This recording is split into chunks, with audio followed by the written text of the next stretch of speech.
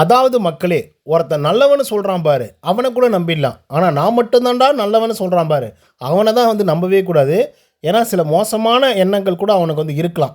So அப்படிப்பட்ட ஒரு ஆளாக தான் விக்ரம் அவர்கள் வந்து பார்க்கப்படுகிறது. ஸோ இதுக்கு நம்ம அரோரா அவர்கள் தெரிக்க விடுற மாதிரி சில விஷயத்த வந்து சொல்லியிருக்காங்க. அது எப்படி நல்லவனா மட்டும் இருந்துட முடியும்? உங்களுக்கெல்லாம் ஃப்ளாஷே வந்து வராதா? அப்படின்னு சொல்லி ஒரு கேள்வி வந்து கேட்டிருக்காங்க. அது விக்ரம் அவர்களுக்கு நல்ல பதிலடி கொடுத்த மாதிரி வந்து இருக்குது. அதுக்கப்புறம் கானா வினோத்தை பற்றி சில வார்த்தைகள் வந்து சொல்லியிருக்காங்க. சிலது உண்மைதான், ஆனால் சிலதெல்லாம் பொய். ஆனால் அரோரா அவர்கள் கானா வினோத்தை பற்றி இப்படிலாம் சொல்லுவாங்க அப்படின்னு சொல்லி நானெல்லாம் கனவுல கூட எதிர்பார்த்தேன் அப்படின்னு வந்து நான் சொல்லுவேன். ஏன் அப்படின்னா அரோராவுடைய முழு நேர வேலையும் அதுதான்.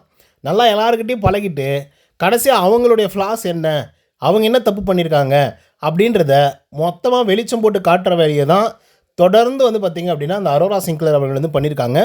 குறிப்பாக பார்வதியை பற்றி சொல்கிற விஷயங்களாக இருக்கட்டும், அதே போல் கமருதீனை பற்றி இவங்க வெளிப்படையாக சொன்ன விஷயங்களாக வந்து இருக்கட்டும். ஏன்னா அவங்க கூடயே பழகிட்டு கடைசியாக கமருதீனை பார்த்தாலே எனக்கு பயமாக இருக்குது, கமருதீன் இப்படியெல்லாம் வந்து பண்ணிகிட்ருக்காங்க, பார்வதி இப்படி பண்ணிகிட்ருக்காங்க அப்படின்னு சொல்லி மொத்தமாக போட்டு கொடுத்து அவங்க கேமை உடச்சி நாசனம் பண்ணி கடைசியாக இவங்க வந்து அதில் குளிர் காஞ்சாங்கன்னு வச்சுக்கோங்களேன். பட் இப்போ அவங்களுடைய டார்கெட் யாராக இருக்குது அப்படின்னு பார்த்தீங்கன்னா வினோத் அவர்களையும் விக்ரம் அவர்களையும் டார்கெட் பண்ணிகிட்ருக்காங்க. இப்போது அப்படி என்ன தான் சொன்னாங்க வினோத் அவர்களை பற்றியும் விக்ரம் பற்றியும் அப்படிங்கிறத பற்றி இந்த வீடியோவில் முழுசாக வந்து பார்க்கலாம். ஸோ இந்த வீடியோக்கு போகிறதுக்கு முன்னாடி நம்மளோட சேனலை சப்ஸ்கிரைப் பண்ணாங்க, சப்ஸ்கிரைப் பண்ணி வச்சுக்கோங்க. பக்கத்தில் ஒரு பெல் ஐக்கான் இருக்கும், அதையும் ப்ரெஸ் பண்ணி ஹாலில் போட்டுக்கோங்க. அப்போ தான் நாங்கள் அப்டேட் பண்ணுற ஒரு வருஷமும் உங்களுக்கு நோட்டிஃபிகேஷன் வந்து சேரும். அதுதான் இந்த வீடியோக்கு குறைஞ்சபட்சம் ஒரு 500 லைக்கான அது பார்க்குறோம். ஸோ லைக்கை போடுங்க, வீடியோ பாருங்கள். வாங்க இன்று வீடியோக்குள்ள வந்து போகலாம். முதல் விஷயம் என்ன அப்படின்னு பார்த்தீங்கன்னா அரோரா அவர்களும் விக்ரம் அவர்களும் உட்காந்து பேசிகிட்டு இருக்காங்க. அப்படி பேசிகிட்டு இருக்கும்போது விக்ரம் வந்து சொல்கிறாப்புல, நான் எப்பயுமே வந்து ஒரு தப்பு பண்ணுவேன், தப்பு பண்ணாமலாம் வந்து இருக்க மாட்டேன். ஆனால் அந்த தப்பை வந்து நான் சரி பண்ணிக்க ட்ரை பண்ணுவேன். நான் மாறிக்கிட்டே தானே வந்துட்டுருக்கேன். ஆனாலும் நான் இதை சொன்னாக்க யாருமே புரிஞ்சுக்க மாட்டேங்கிறாங்க, தெரிஞ்சுக்க மாட்டேங்கிறாங்க அப்படிங்கிற மாதிரி விக்ரம் வந்து சொல்கிறாப்புல. ஏன் அவர் அப்படி சொல்கிறாரு அப்படின்னு பார்த்தீங்கன்னா, நேத்திக்கு வந்து விஜய் சேதுபதி வந்து சொல்லியிருப்பாப்புல, அதாவது நீங்கள் ஒரு நல்லவன் அப்படின்ற ஒரு உருவத்தோடு வந்து இருக்கலாம், ஆனால் மற்றவங்க வந்து உங்களை பார்க்கும்போது நீ நல்லவனாக வந்து தெரியணும் அப்படின்ற எந்த அவசியமும் இல்லை. ஏன்னா அவங்க மனசுக்குள்ளே நல்லவனா இப்படி தான் இருப்பான் அப்படின்னு சொல்லி ஒரு கோட்டை கட்டி வச்சுருப்பாங்க, நல்லவனா இப்படி தான் அப்படின்னு சொல்லி. ஸோ நீங்கள் வந்து நல்லவன் சொல்கிறதுனாலையோ அதே போல் நீங்கள் காமிச்சிக்கிறதுனாலையோ மற்றவங்க வந்து உங்களை நல்லவன் தான் அப்படின்னு சொல்லி நினைக்க வேண்டிய அவசியம் இல்லை அப்படிங்கிறத அழகாக உடச்சி பேசியிருப்பாப்புல விஜய் சேதுபதி. ஸோ அந்த ஒரு இடத்துலேருந்தே வந்து பார்த்திங்க அப்படின்னா விக்ரமோடைய மனசு வந்து உடஞ்சி போச்சு. ஓகே, நம்ம வந்து நெகட்டிவாக ப்ரொஜெக்ட் ஆகிட்டுருக்கோம் பாசிட்டிவாவில் இருந்து அப்படின்ற மாதிரி ஒரு யோசிக்க ஆரம்பிச்சிட்டார். ஸோ இந்த ஒரு விஷயத்தை வந்து அரோரா கிட்ட கேட்கும்போது அரோரா வந்து கிளியரான ஒரு எக்ஸ்ப்ளனேஷன் வந்து கொடுக்குறாங்க. என்ன எக்ஸ்ப்ளனேஷன் கொடுக்குறாங்க அப்படின்னு பார்த்தீங்கன்னா, அதாவது ஒருத்தனால் நல்லவனாக மட்டுமே வந்து இருந்துட முடியாது. இப்போ சபரியெல்லாம் எடுத்துக்கோங்களேன், சபரியெல்லாம் பார்வதிக்கு பண்ண விஷயத்தெல்லாம் சத்தியமாக ஏற்றுக்கவே முடியாது, லிட்டரலாக அதை வந்து யோசிக்கவே முடியாது. அப்படிப்பட்ட ஒரு விஷயம் அது. ஆனால் அவன் வந்து நல்லவன் அப்படிங்கிற மாதிரி தான் வந்து ஒரு போர்வைக்குள்ளே வந்து இருந்துகிட்டு இருந்தான். எல்லாரும் அப்படி தான் வந்து யோசிச்சுட்டு இருந்தாங்க. பட் பார்வதிக்கு அப்படி பண்ணும்போது அது குறும்படம் போட்டு காட்டும்போது தான் சபரியோடைய ஓகியத்தை வந்து தெரியுது, இப்படிப்பட்ட ஒரு ஆளா அப்படின்னு சொல்லி. அதுக்கப்புறம் அதை வந்து கோத்ரூ பண்ணான், அழுதான், அதுக்கப்புறம் வேறு மாதிரி ஒரு விஷயத்தை வந்து கொண்டு வந்தான். அப்புறம் நார்மலாக ஆனால் ஒரு 4 வாரம் அமைதியாக இருந்தான்.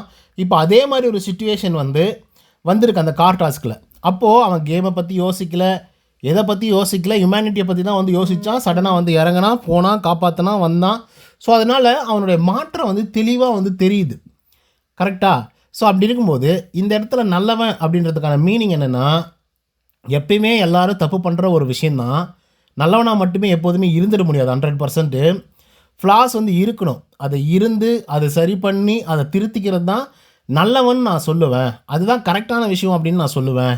ஆனால் ஃப்ளாஸே இல்லாமல் எந்த தப்புமே நான் பண்ணவே மாட்டேன் அப்படின்னு சொல்லி யாருமே வந்து கிடையாது. விக்ரம் நீங்களும் தான் அப்படிங்கிற மாதிரி வந்து சொல்லி முடித்தாங்க. ஸோ அப்போ விக்ரம் வந்து ஏன் குறிப்பிட்டு ஒரு சபரியோட எக்ஸாமினேஷனோட வந்து சொல்கிறாங்க, எக்ஸாம்பிளோட சொல்கிறாங்க அப்படின்னா, விக்ரம் மனசுக்குள்ளே எப்படி இருக்குது அப்படின்னா, ஆமாம் நம்ம கரெக்டான ஆள் தானே, நம்ம நல்லவன் தானே, மற்றவங்களாம் கெட்டவங்க தானே அப்படின்ற ஒரு பிம்பம் வந்து இருக்குது. நம்ம எப்பயுமே சரி அப்படின்ற ஒரு பிம்பம் வந்து அவரோட மனசுக்குள்ளே வந்து இருக்குது. கரெக்டு தானே? ஸோ அப்போது அரோரா சொல்கிறதின் பிரகாரம் நல்லவங்க தப்பு பண்ணக்கூடாது அப்படின்னு சொல்லி எந்த ஒரு ரீசனும் கிடையாது. ஓகேவா? ஃப்ளாஸ் அப்படின்றது வந்து எல்லாருமே பண்ணக்கூடிய ஒரு விஷயந்தான். ஆனால் நான் அப்படி பண்ணலை, நீ இப்படி பண்ணல அப்படின்னு சொல்லி டிஃபெண்ட் பண்ணுறதை விட்டுட்டு அதை அக்செப்ட் பண்ணி அதை ப்ராசஸ் பண்ணி அது சரி பண்ணிக்க ட்ரை பண்ணணும் அப்படின்னு சொல்லி அரோரா அவர்கள் வந்து தெரிவிக்க விட்டுருக்காங்க விக்ரம். அதுக்கப்புறம் ஒரு எக்ஸாம்பிள் சொல்கிறாங்க. என்ன எக்ஸாம்பிள் சொல்கிறாங்க அப்படின்னு பார்த்தீங்கன்னா, கமருதீன் அப்படின்னு ஒரு ஆள் வந்து இருந்தான். அவனுக்கு எத்தனையோ தடவை வந்து சொன்னாங்க, கரெக்டு தானே? சொன்னாங்களா? சொன்னாங்க. ஆனால் கமருதீன் வந்து அதை திருத்திக்க ட்ரை பண்ணல, அடக்க ட்ரை பண்ணான். கோவத்தை வந்து கண்ட்ரோல் பண்ணு அப்படின்னு சொல்லும்போது, ஓகே நம்ம எதுக்காக கோவப்படுறோம், என்னத்துக்காக கோவப்படுறோம், இப்போ இந்த இடத்துல வந்து கோவப்பட்டே ஆகணுமா அப்படின்னு சொல்லி யோசித்து சிந்திச்சு அவன் கோவப்படாமல் இருந்திருந்தால் அது கரெக்டாக இருந்திருக்கும். ஆனால் அவன் வந்து டம்ப் பண்ண ஆரம்பித்தான். ஓகே டைட்டிலை வாங்கிட்டு வெளியே போனதுக்கப்புறம் நம்ம அந்த கோவத்தை வந்து காட்டலாம், எதுவாக இருந்தாலும் சரி, இங்கே இருக்கும்போது நம்ம காட்டக்கூடாது அப்படின்னு சொல்லி அவன் டம்ப் பண்ணி ஒரு கட்டத்தில் அது வெடிக்க ஆரம்பிச்சிருச்சு. அப்படி தான் வந்து இருந்தானே தவிர மற்றபடிக்கு அவன் நல்லவனாக மாறலை. அதை நான் வந்து எல்லாருக்கிட்டையும் ஓப்பனாக கூட வந்து சொன்னேன். கமருதீன் வந்து இன்னும் மாறலை, அவன் வந்து ட்ரை தான் பண்ணுறான் அப்படிங்கிற மாதிரி வந்து சொன்னேன். சரிங்களா? ஸோ அப்படி தான் விக்கல்ஸ் நீங்களும் வந்து இருந்துகிட்ருக்கீங்க அப்படிங்கிற மாதிரி வந்து சொல்கிறாரு. அடுத்ததாக வினோத்தை பற்றி பேசுகிறாங்க. வினோத் ஒன்றும் ஓகியமெல்லாம் இல்லை அப்படின்ற லெவலுக்கு வந்து பேசலை. பட் வினோத் வந்து பார்த்திங்க அப்படின்னா நல்லவரெல்லாம் கிடையாது. அவருக்கு அவ்வளோ கோவம் வரும், அவ்வளோ பயங்கரமான கோவம் வரும். ஆனால் அந்த கோவத்தை கண்ட்ரோல் பண்ணி அடக்கிட்டு வந்து இருந்துகிட்ருக்காப்புல. இப்போ எக்ஸாம்பிளுக்கு நேற்றுக்கு வந்து இந்த லிவிங் ஏரியாவில் ஒரு விஷயம் வந்து நடந்துச்சுல்ல, நான் வந்து வினோத்தை பற்றி சொன்னேன்ல, அவர் வந்து பொய் சொல்கிறாரு, சின்ன பொய் சொல்கிறாரு அப்படின்னு சொல்லும்போது ஆப்வியஸாக வந்து அவருக்கு பயங்கரமாக கோவம் வந்துச்சு. ஆனாலும் அதை கண்ட்ரோல் பண்ணிக்கிட்டாரு. பட் அது இப்போ என்னவா ப்ரெசென்ட் பண்ணுறாரு அப்படின்னா அப்படியே காமெடி பண்ணுறான் அப்படிங்கிற பேரில் அதோட சேர்த்து அடிச்சு விட்டு போயிடுறாப்புல. ஸோ இப்படி தான் வந்து இருந்துகிட்ருக்கு அவருடைய விஷயங்கள்லாம். ஆனால் சின்ன தப்புக்கள் வந்து செய்கிறாங்க, அது டீகோடே பண்ண முடியாது, அவ்வளோ சின்ன தப்பு. சடனாக வந்து சுபிக்ஷா நீதாமா சொன்ன அப்படின்னு சொல்லிட்டு விக்கல்ஸ் விக்ரம பிடிக்கணும் அப்படின்னு சொல்லி அப்படியே பழியை தூக்கி வந்து சுபிக்ஷா மேலே போட்டு போயிட்டாரு அப்படிங்கிற மாதிரி வந்து பார்த்திங்க அப்படின்னா அரோரா அவர்கள் வந்து சொல்லிட்டு இருக்காங்க கானா வினோத்தை பற்றி. அதே போல் அவரோட கோவத்தை வந்து அடக்கிட்டு இருக்காங்க. இந்த கோவம் வந்து அவருக்கு என்றைக்கு இருந்தாலும் வெளியே வரும் அப்படின்ற மாதிரி சொல்கிறாங்க. இப்போ நான் என்ன கேட்குறேன், அது கேமுடைய ஸ்ட்ராட்டஜி அப்படின்றத நீங்களே சொல்லிட்டீங்க. யாராக வேணாலும் பிடிக்கலாம், கும்பலாக சேர்ந்து கூட வந்து ஒருத்தரை பிடிக்கலாம் அப்படின்ற மாதிரி வந்து சொல்லிட்டீங்க. ஏன் அது சுபிக்ஷா சொன்னால் என்ன இருக்குது, வினோத் சொன்னால் என்ன இருக்குது? வினோத் அவர்கள் அந்த இடத்துல அக்செப்ட் பண்ணல, அவ்வளோதானே. பட் இருந்தாலும் தப்பு கிடையாது. ஸோ இந்த மாதிரி மாற்றி பேசுகிறாரு அப்படிங்கிற மாதிரி அரோரா அவர்கள் வந்து வினோத் அவர்களை பற்றி சொல்லியிருக்காங்க. ஆமாவா அப்படின்னு கேட்டிங்கன்னா ஆமாம், அது வந்து அப்பப்போ அவர் வந்து பண்ணுவார். திடீர்னு வந்து கேமராவை பார்த்துக்கோங்க அப்போ தான் தெரியும் உங்களுக்கு அப்படின்ற மாதிரி சொல்லிட்டு போயிடுவார். அது ஒரு நல்ல விஷயந்தான். பட் எனியோ அரோரா அவர்கள் வந்து பார்த்திங்க அப்படின்னா நல்லா வினோத் கூடயே இருந்துட்டு இப்போ விக்ரம் கூடயே வந்து இருந்துட்டு, விக்ரமுக்கு வந்து நீங்கள் ரொம்ப நாட்களுக்கெல்லாம் நல்லவனாக இருந்துட முடியாது, ஒரு சுச்சுவேஷன் கிரியேட் ஆச்சு அப்படின்னா நீங்கள் வேறு மாதிரி கூட மாறலாம் அப்படின்ற மாதிரி விக்ரம்கிட்டே சொல்கிற விஷயங்களாக இருக்கட்டும். வினோத் கூட நல்லா கானுக்குட்டின்னு பேசிட்டு கடைசியாக இப்போ அவங்க வந்து பார்த்திங்க அப்படின்னா வினோத்தை பற்றி சொல்கிற விஷயங்களாக இருக்கட்டும் அப்படின்னு சொல்லி அவங்களுடைய கேமுக்காக மட்டுமே யோசிக்கக்கூடிய ஒரு ஆளாக வந்து அரோரா அவர்கள் வந்து இருந்துகிட்ருக்காங்க. அது உண்மையாகவே சொல்கிறேன். இப்போ சொல்லப்போனால் பார்வதி கிட்ட ஒரு வார்த்தையை சொன்னால் ஒட்டுமொத்த பேருக்கும் சொல்லிடுவாங்க அப்படிங்கிற ஒரு சுச்சுவேஷன் ஒரு காலத்தில் பிக் பாஸ் வீட்டுக்குள்ளே வந்து இருந்தது. அதனால் மோஸ்ட் ஆஃப் தி சீக்ரெட்ஸ் வந்து பார்த்திங்க அப்படின்னா பார்வதி கிட்டே சொல்ல மாட்டாங்க. இதே அரோரா கூட வந்து பார்த்திங்க அப்படின்னா பார்வதி கிட்டே பேசவே முடியாது அப்படின்னு வந்து சொன்னாங்க. பேசவும் கூடாது, பேச முடியாது, அவங்கக்கிட்ட நான் கான்டாக்ட் வச்சுக்கிறதுக்கே நான் வந்து விருப்பப்படவே இல்லை. ஏன் அப்படின்னா நான் என்றைக்கோ ஒரு நாள் ஒரு விஷயத்தை நான் சொல்கிறேன் அப்படின்னா அதை வெளிப்படையாக போய் சொல்லிவிடுவாங்க, அதை போய் எல்லோரும் முன்னாடி சொல்லிவிடுவாங்க அப்படிங்கிற ஒரு பயம் இருக்குது அப்படின்னு சொல்லி அரோரா அவர்கள் ஒரு இன்சிடெண்ட்டில் வந்து சொல்லியிருப்பாங்க. என்ன இன்சிடெண்ட் அப்படின்னா துஷார் போனதுக்கப்புறம் நீங்கள் தான் காரணம் அப்படின்னு சொல்லியிருப்பாங்க பார்வதி. அதுக்கு பயங்கரமாக அழுதுருப்பாங்க அரோரா சிங்க்லர் அவர்கள். அப்போது அழுதுட்டு இருக்கும்போது வந்து நம்ம பார்வதி போயிருப்பாங்க. பார்வதி போனதுக்கப்புறம் இவங்க எல்லாத்தையும் சொல்லி அழுதுட்டுருப்பாங்க. அந்த ஒரு விஷயத்தை வந்து ஓப்பனாக போட்டு உடச்சிருப்பாங்க பார்வதி. ஸோ அப்போத்துலேருந்தே வந்து அரோரா என்ன முடிவு பண்ணியிருப்பாங்க அப்படின்னா பார்வதி கிட்டே எந்த சீக்ரெட்ஸும் வந்து நம்ம சொல்லக்கூடாது, ஏன்னா சொன்னால் வந்து எல்லாத்தையும் வெளிப்படையாக சொல்லிவிடுவாங்க அப்படின்னு வந்து அரோரா சிங்க்லர் அவர்கள் வந்து சொல்லிட்டு இருந்தாங்க. இப்போ நான் என்ன கேட்குறேன், பார்வதி என்ன தப்பு பண்ணாங்களோ அதே விஷயத்தை தானே அரோரா நீங்களும் பண்ணுறீங்க. உங்ககிட்ட ஒரு சீக்ரெட்டை சொன்னாலோ இல்லை தெரியாதத்தனமாக ஒரு விஷயத்தை வந்து பகிர்ந்தாலோ அந்த ஒரு விஷயத்தை எடுத்துகிட்டு வந்து நீங்கள் பொது சபையில் பேசுகிறது அப்படிங்கிறது சரியா? வினோத்தை பற்றி நீங்கள் என்ன வேணால் பேசிக்கோங்க, தப்பு கிடையாது.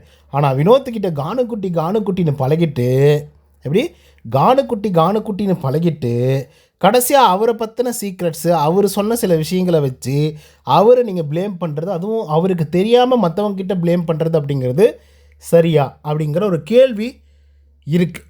இப்போ இந்த விஷயத்தை தான் தொடர்ந்து வந்து பார்த்திங்க அப்படின்னா அரோரா சிங்க்லர் அவர்கள் வந்து பண்ணிக்கிட்டு இருக்காங்க. எல்லாம் நல்லா ஜாலியாக பேசிக்கிட்டே வந்திருப்பாங்க.